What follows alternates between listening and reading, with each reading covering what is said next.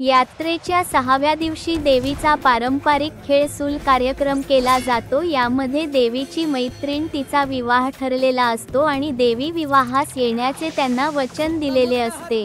आपला चेडमी नीरेश डबरे आणि आपल्या इंस्टाग्रामवरील श्री चौडेश्वरी कर्जगी या आयडीला फॉलो करायला विसरू नका।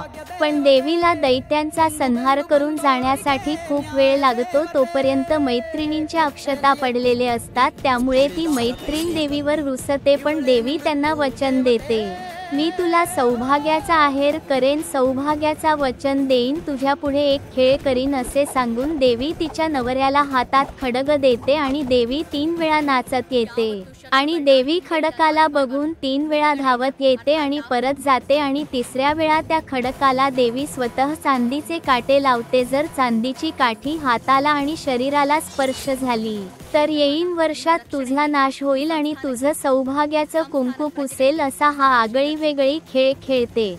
पण मैत्रिणीचा सौभाग्य अबाधित ठेवण्यासाठी देवी स्वतः बांधील असते, त्यामुळे काठी हाताला शरीराला स्पर्श करत नाही। असा हा पारंपरिक खेळ खेळून दोन्ही वधू वरांना देवी आशीर्वाद देते। ही प्रथा आजही कर्जगी गावात 6व्या दिवशी जोपासली जाते।